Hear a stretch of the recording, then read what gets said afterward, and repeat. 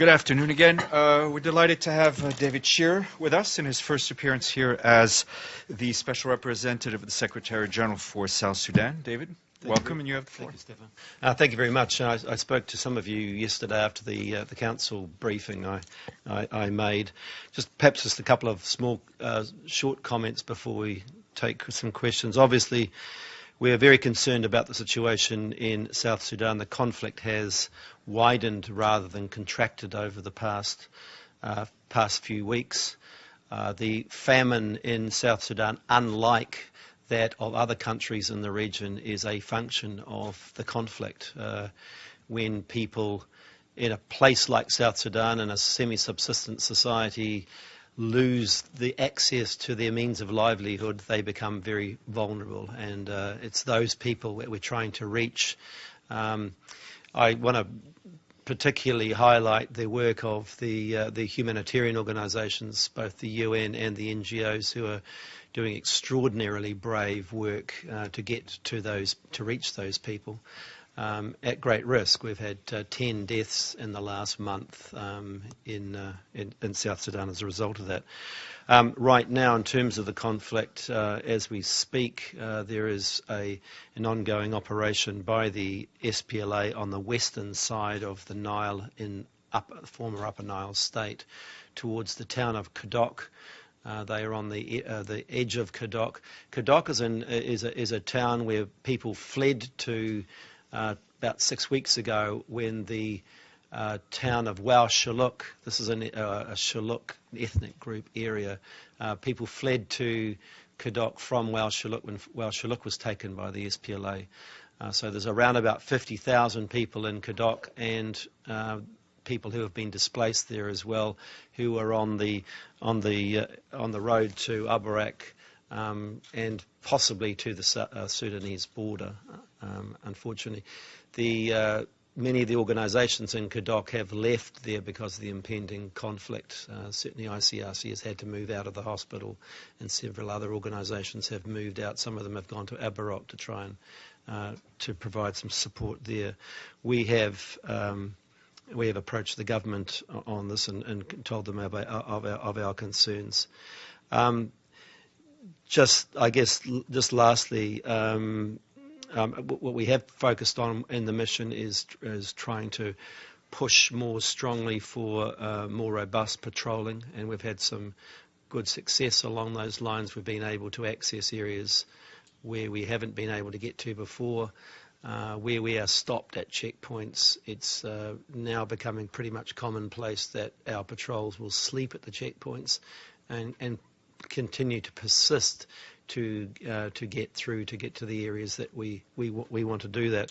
And we've also been able to up the number of patrols just by reorganising our resources. So we're particularly in the southern areas, we're trying to get into the equatorias, which are so important, both as an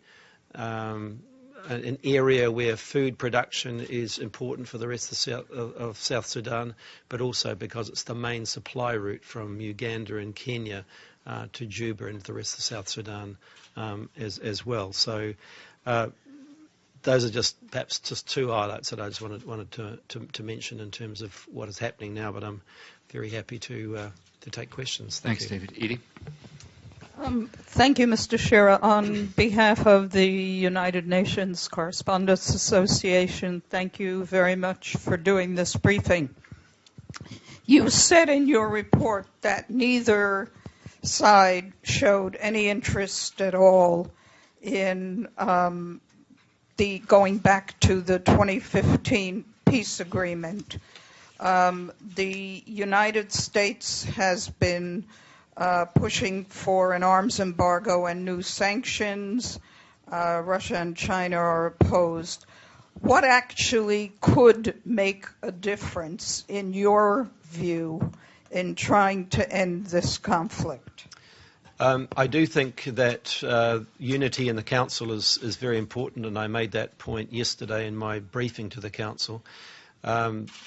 The measures that you were talking about were attempted in December last year. I mean, it's very much up to the Council how they want to take any further sanctions or whatever for themselves. But what is important is to ensure that there's the voice from the council is very much in unity and is very much focused on both the ceasefire and getting back to the peace process. And I was quite encouraged yesterday when hearing the prepared statements from the various members of the council that there did, I mean, certainly a good deal of support for UNMISS, which I'm very grateful for, and for getting back to the peace process. So I think there's been, from my point of view, I leave here somewhat heartened by those comments. Michelle. Thank you, Mr. Shearer. Michelle Nichols from Reuters. I think you mentioned yesterday how the opposition is quite diverse, lots of different groups. Where does this leave Riek Machar? How much of a role, threat, does he pose to what's happening now in South Sudan? Riek Machar has been visited by both President Mahai and the Special Envoy for Sudan and South Sudan. The feeling very much within the region is that his role in terms of bringing him back wouldn't necessarily be positive at this stage. So that's the decision of regional governments in South Africa. But I think what's the most important thing is that I've made this point both to everybody, including President Keir, is that the constituency that he represents must be part of any peace process in any process that moves forward. So we've made that point very clearly, and particularly, for example, when the President has announced his national dialogue. We have said it repeatedly that has to be inclusive, and that must be also include the constituency of Riek Machar as well. Carol.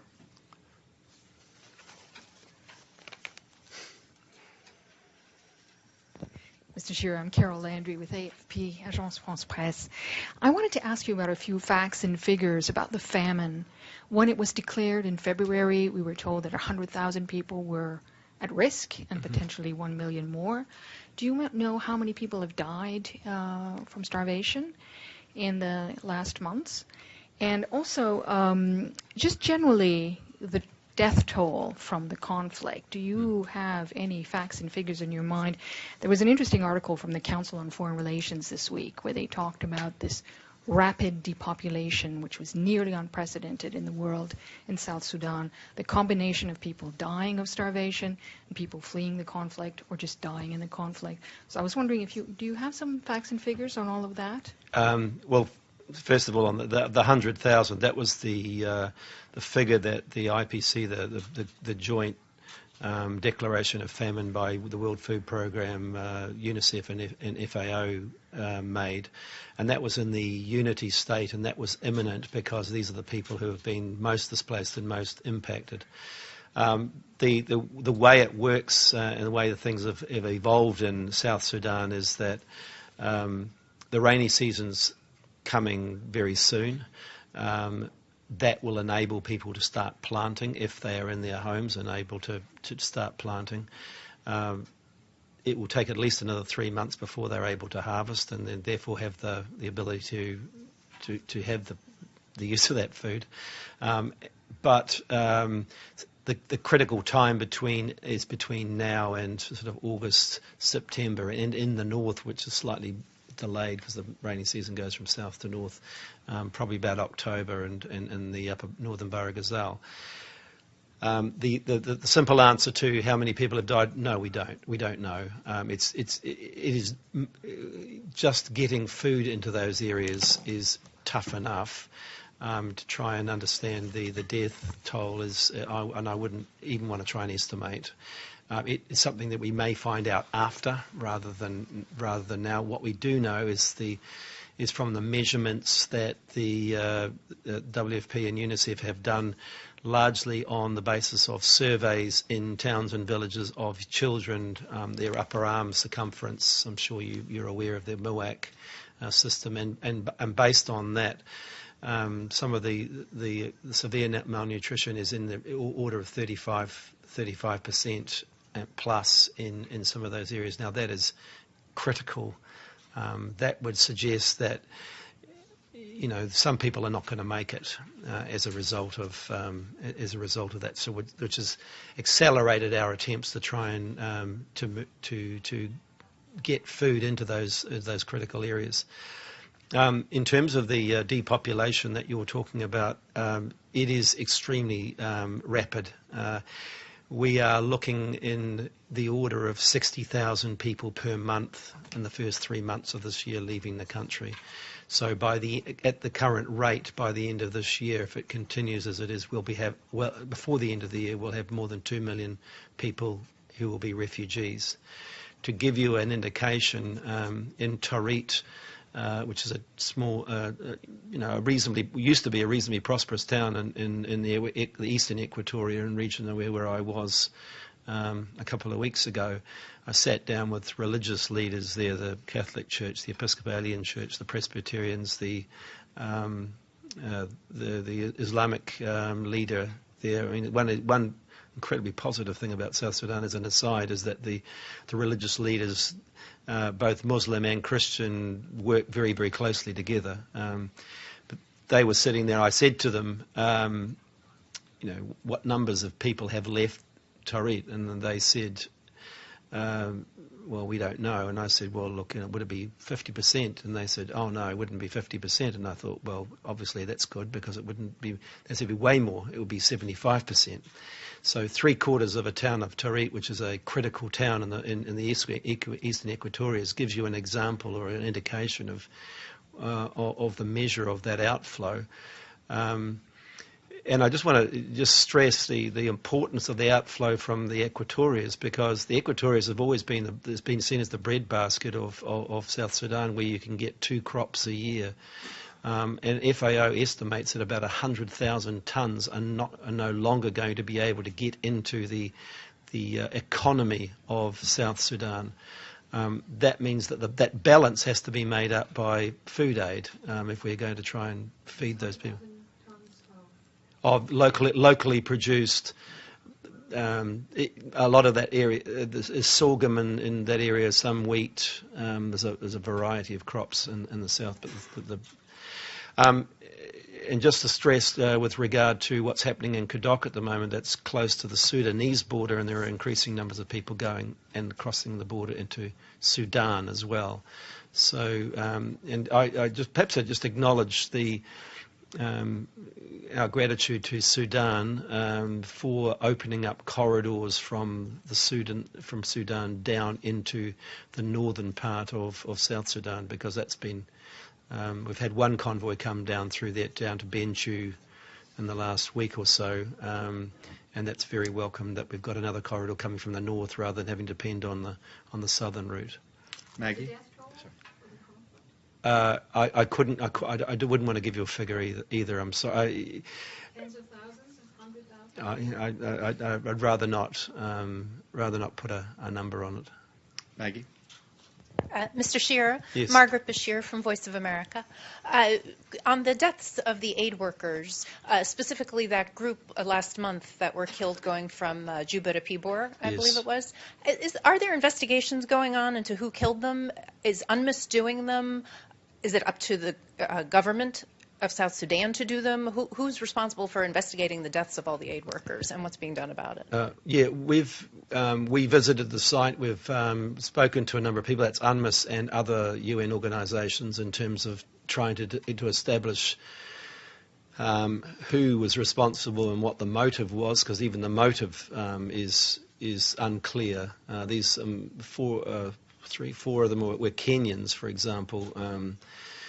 We have put pressure on the government and the SPLA in particular, because there was an SPLA checkpoint that wasn't far away from this area, to also tell us who they believe was involved and to conduct an investigation. And our discussions with them about ongoing investigations is continuing.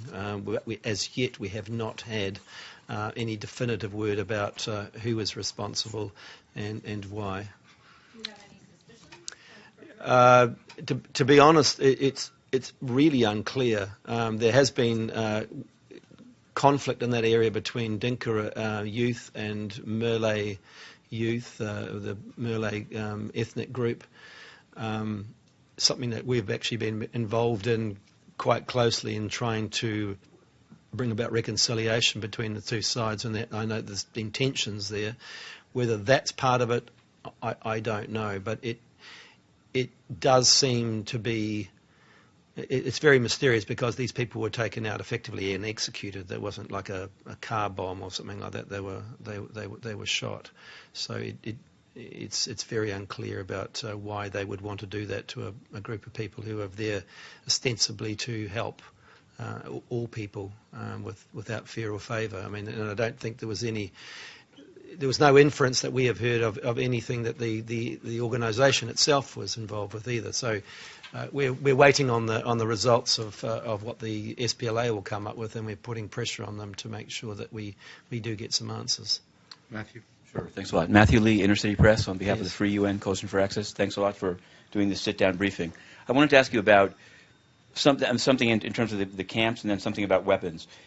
In terms of Lear, I'd heard that earlier this month that the SPLA had actually cut to a temporary operating base there, had cut the power cable, and had destroyed a borehole for water for the peacekeepers in an attempt to get them out of there. And I wanted to know, is that something you're aware of, and also of the temporary protection area around Lear, which doesn't get included in the things that your mission sends out in terms of people protected, but there are people there. Why is it in that kind of gray zone status? And on weapons, I wanted to ask you about the panel of experts report.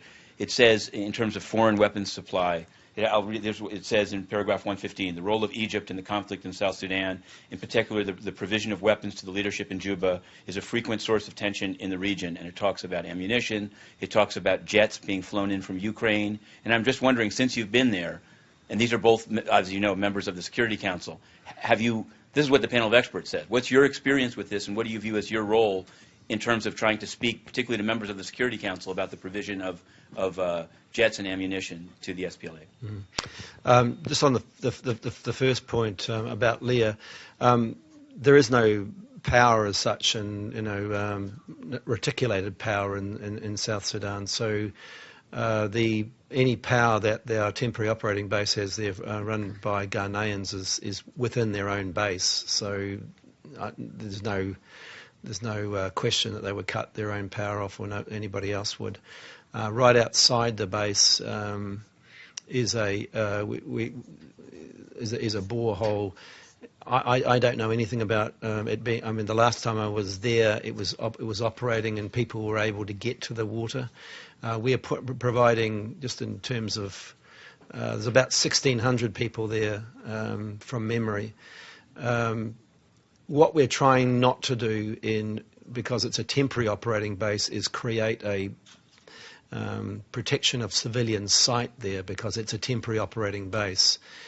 So we're trying to dissuade people from attaching themselves, I guess, if you like, to our base. Having said that, we are providing minimal services, and for example, water. So that's why I know the water's functioning, because I've seen people pumping it out from the well. We're providing some medical services. The local doctor, the Ghanaian doctor there, when I met him last, he'd delivered 34 babies. So he's doing a pretty good job in terms of doing some basic stuff. No, not in a week, and not while I was there either. But over the past few months, I think about 6 months, he's delivered 34 babies. He was. So what we're doing, Matthew, is to do food distributions not around that area, but in town and in villages surrounding, so that we try not to attract people to that site. But it's all about keeping it temporary. Just on, I can't really comment on the weapons movements. There's nothing we have seen specifically. It's probably better to keep directing that to the panel of experts. There was some talk about Egyptian jets coming in recently. They arrived at Juba Airport. Actually, the UN radio went out and interviewed people, and it was medical supplies that were coming in. But I don't know if that was the only jet that's been in. There might have been others, but I can't confirm that. I'm sorry. Evelyn and TV2. Thank you. Evelyn Leopold. Hey, Evelyn. there have been several reports that both Machar and Shearer have estates or lavish houses in Nairobi, Lavington section to be exact. Is there anything that can be done about that? And secondly, you mentioned in your address to the council yesterday that the IGAD troops would not help too much if they came. Do you expect them to come, or what kind of aid do you think you could get? I mean, I've read the same reports as you regarding various houses, and I've got no reason to doubt the veracity of those reports. I mean, they seem to have been done very well. I mean, more generally, that relation to those specific examples, I mean, you know, Transparency International puts South Sudan at second to bottom in terms of corruption, and so it's not a place which has ever been the paragon of you know, good practice, and obviously that is a worry, because it means that funds that come into the country that, you know, you would expect to be used for the people are being used for, you know, particular elites and individuals, and that's when I see what I see in the course of my work going around the country, that makes me you know, pretty concerned and, you know, quite angry. Sorry, was the second part was the The intervention force. oh yeah, the RPF. The Regional Protection Force it's been slow getting it going. There's been quite a few delays. We're still waiting on confirmation of, for example, of a block of land that we need to have more closely into the centre of the town in order for the RPF to do its job more properly. And we've had one block of land given to us, but it's about 40 minutes drive from the town. So if the RPF is there to be able to secure key supply routes and the airport, etc., strategic positions alongside the South Sudanese government, then we need to have a piece of land that's, you know, more proximate to what we're trying to protect. So that's been ongoing, but we're expecting the vanguard group of the Rwandans to be in about 6 weeks. We've got the clearances for the Bangladeshi engineering group. We have the clearances for and the equipment clearances for the Nepalese High Readiness Group, and we're in discussions with Ethiopia about the times of their imminent arrival. That would be probably after August. I can't give you more firm dates than that, and the Kenyan discussions are ongoing. They're the three main countries who are providing the bulk of the battalion force, if you like. And the RPF, within our own organisation, we have established a command structure for the RPF, which will be separate from our main force. So it'll be, you know, specifically commanded, and there's about 40 people in that command structure, and I think just under half of those positions have been filled now, and they're helping with the onboarding of them as it goes forward. TV2. Matthias Ask with TV2 Norway. Some officials have described the situation in South Sudan as a potential genocide or on the brink of genocide. Are those the words you would use to describe it? I think, and I think the Secretary General said this himself, that it's pulled back from where the report was last year.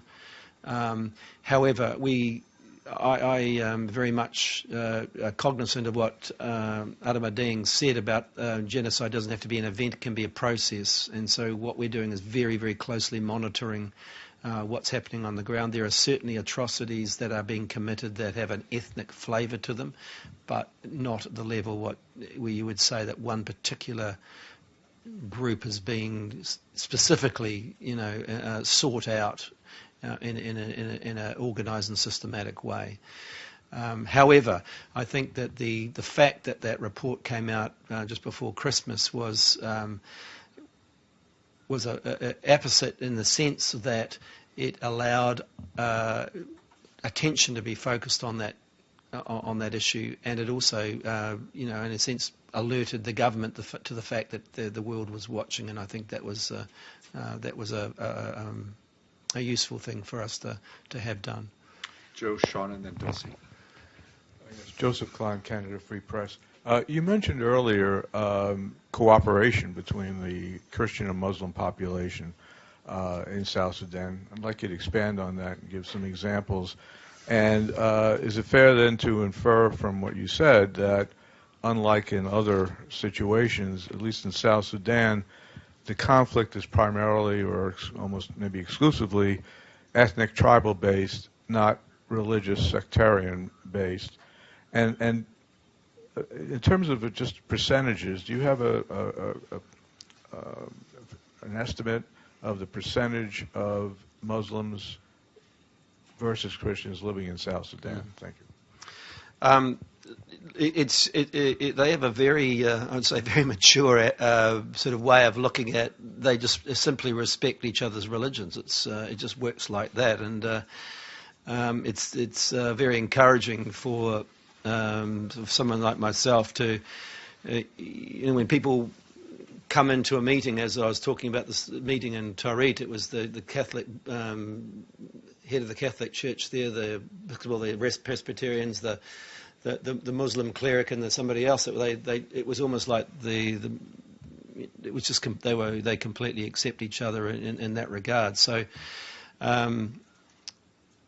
it's, to answer your second part of your question, there's absolutely not any religious overtone in the current conflict. It's very much a political slash ethnic, in the sense that it's mainly I guess the politics have driven it down to an ethnic level to some degree. So it's effectively politicians in some ways who exploited some sort of the ethnic dimension.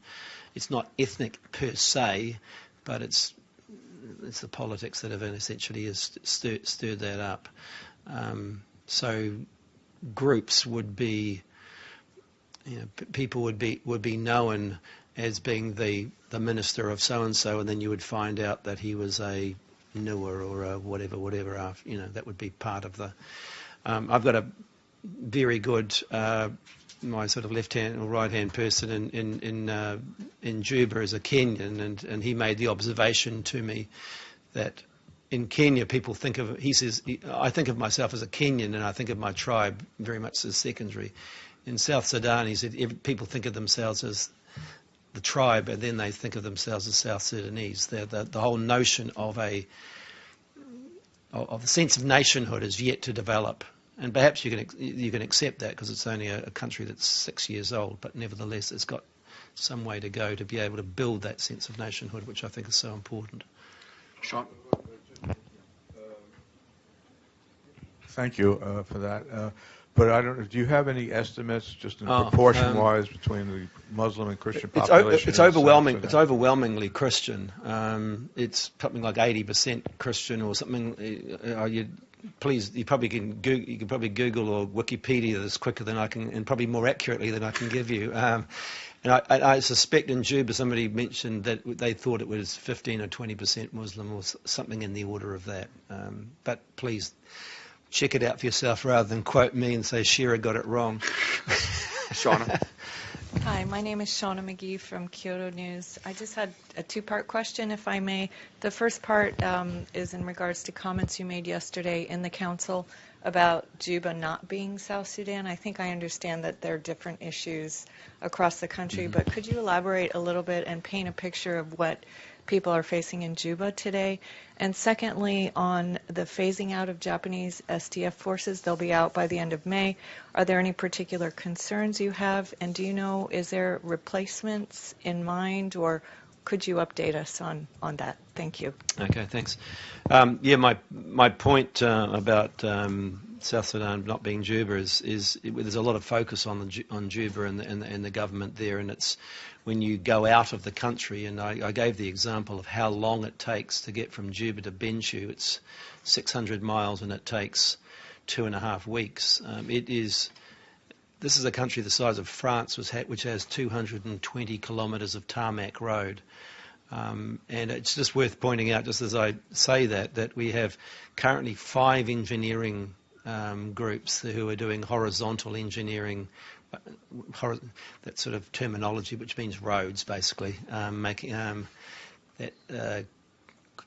creating roads and keeping roads open so that both our work and trade and economic activity can take place.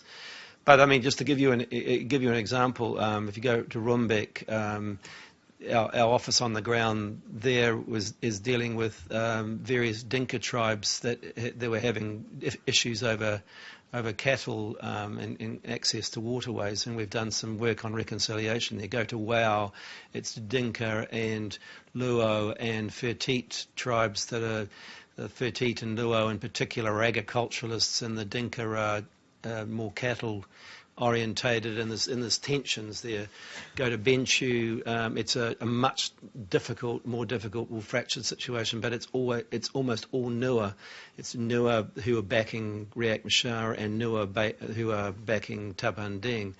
And as you go around the country, every place has got a different flavour. It's all driven by a sort of a political.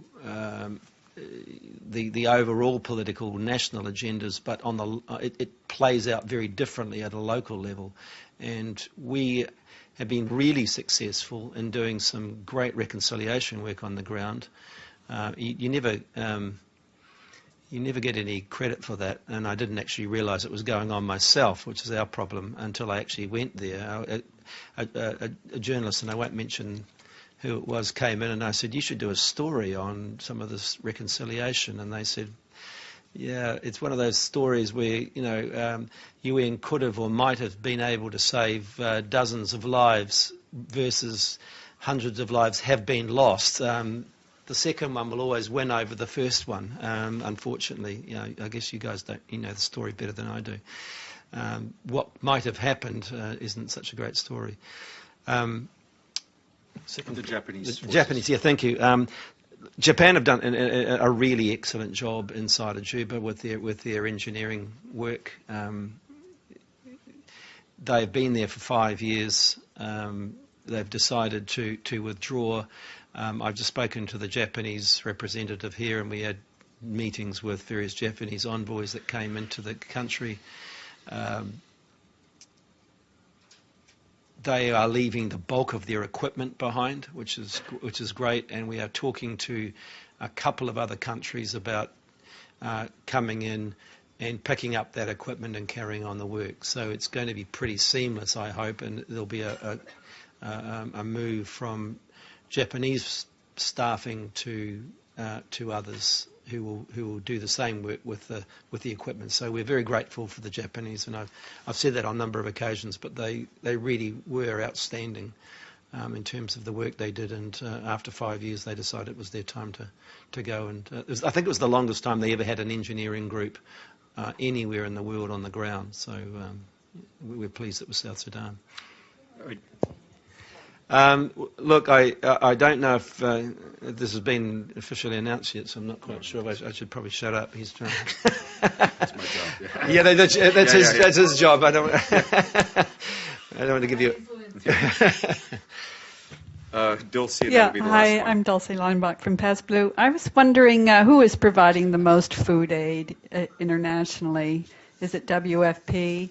And if so, how much? And if you could just describe a regular working day for you, what is the bulk of your time spent doing? Thanks. Okay. The bulk, overwhelming the bulk of food aid is provided by WFP. They have a remarkable, I got to say that I've seen the World Food Programme in a number of different places I work. This has got to be the logistically the worst in the world, and at the highest cost, and in terms of the possible cost of lives if they don't get their job right. And they work very, very well with the International Committee of the Red Cross, who works on the ground with them, and various other NGOs that work very closely with them. Their budget is about $1 billion, of which about 60% of it is logistics. That gives you an indication of, just how tough it is. They've got a number of aircraft that they fly, and that they're also obviously using barges, and we work quite closely with them. And in some places, we provide force escort where they have particular difficulties.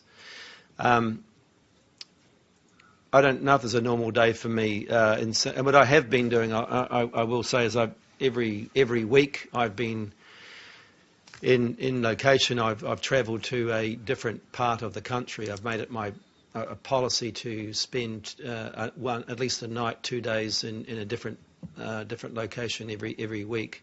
That's given me a really good feel for the country and its complexity, but it's also enabled me to see how our people on the ground are actually living and working, what sort of accommodation they've got, what sort of food they eat. There's a number of places, for example, it's impossible to get fresh vegetables. People are working in really difficult situations and and they do it, pretty well. They don't, as I say, without complaint, but largely without complaint, and they get up every morning and do their job. So from my point of view, going around and seeing that made me immensely proud of both the work they did and to be the SRSG of UNMISS. Great.